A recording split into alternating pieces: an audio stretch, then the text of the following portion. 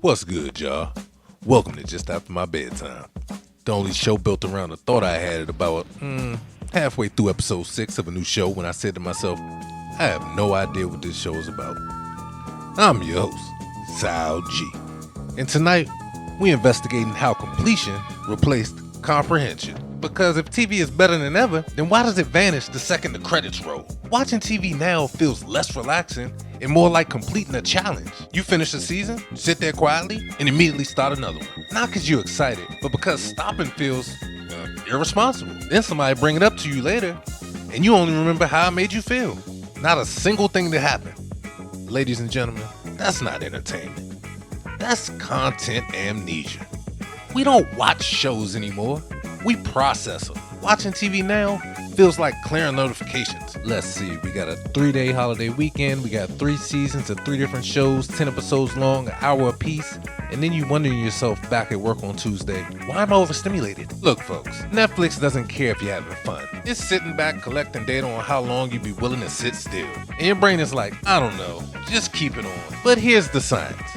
Don't worry, no lab coat. This white blaze is gonna have to do. Your brain needs time to store memories. That space in between episodes, that's where meaning lives. Back in the 1900s, that space was a full week.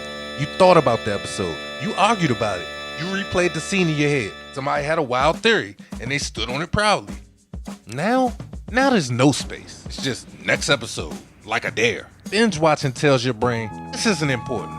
This is background survival content. That's why certain shows are permanently lodged into our brains. For instance, The Wire. You didn't binge The Wire. Okay, I did, only because I was behind. The point is, most of us didn't binge it. You committed to it. That show had seasons, themes, institutions. You remember characters you haven't seen in 15 years better than people you actually went to school with. Then we got The Sopranos. We waited years for that ending. Cut to black and the nation lost its mind. That wasn't TV. That was a cultural event. I mean, even Lost.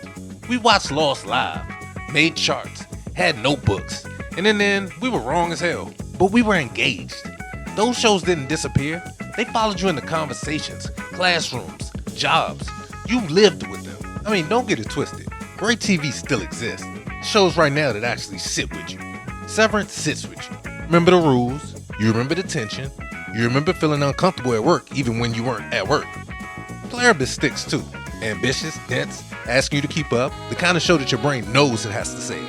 In The Pit, you didn't just watch it. You feel like you clocked in emotionally. But for every show like that, there's something bolder, stronger, doing more.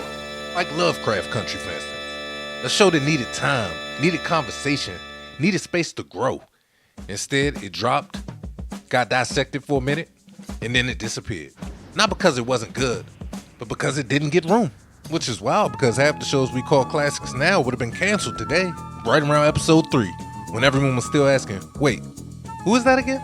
Now right there, that's how we lost the slow burn. Shows don't get to grow anymore. No slow burn, no word of mouth. No, yo, stick with it. Episode 4 is crazy.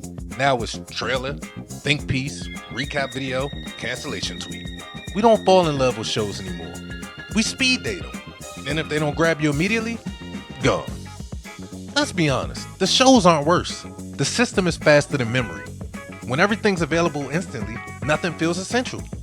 Waiting used to do the work. Anticipation made shows stick. Now we have infinite options and zero patience. That's not nostalgia. That's how brains work. And how platforms don't care. Look, we watched less back then, and somehow remembered more. Maybe the real luxury isn't more content. Perhaps it's time itself.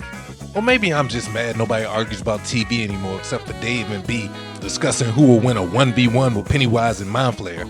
Spoiler alert, Pennywise will drag him from the upside down all the way back to Derek. Folks, that's the end of this week's episode. So moving forward, watch slower, argue more, and stop pretending you remember the plot without watching a recap video. Man, y'all like, comment, and share. Y'all take care. Peace.